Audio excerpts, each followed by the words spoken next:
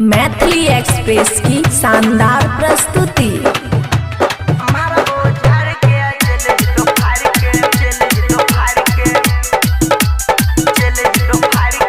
खुशी recording studio बलुआहा। कचौ हमर मकिया पगला बहची हचा जहाद तू किया धाधा बहची सगना सुन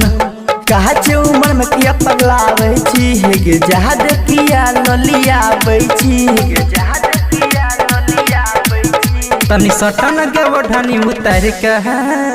मारा बहो एक बेर झारी का चल जे तो भीतरी फार का मारा बहु झाड़ के चले जितो फाड़ के मारा बहु झाड़ के चले जितो फाड़ के बुझली गे डीजे सुमित सतीश रैना सुमित सतीश रैना सुमित सतीश रैना। मारा बहु झाड़ के चले जितो फाड़ के चले जितो फाड़ के चले जितो फाड़ के हम छिए देहाती के छौरा बेसी बुझा न हमरा छी छोरा तोरा जैसन जैसन कह छौरी किनके खा के लिए हम पकौड़ी किनके खा के लिए हम पकौड़ी हम छिए देहाती के छौरा बेसी बुझा न हमरा छी छोरा तोरा जैसन जैसन कह छौरी किनके खा के लिए हम पकौड़ी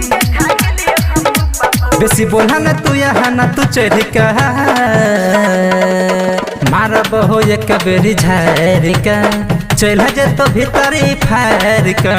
मारा बो झाड़ के चल जितो फाड़ के मारा बो झाड़ के चल जितो फाड़ के सुनी छौरी डीजे सुमित सतीश रैना सुमित सतीश रैना सुमित सतीश रैना। मारा बो झाड़ के चल जितो फाड़ के सुनी छौरी चल जितो फाड़ के तने उठा गया अपन सटर हमारा जन हुए चुसावर पिंटू राजा राइटर ऋषि आज मिश्र तो हर तीसी तने उठा गया अपन सटर हमारा सन हुए चुसावर पिंटू राजा राइटर ऋषि आज मिश्र तो हर तीसी बेसी बोला न तू यहाँ न तू चढ़ का छोरिया गे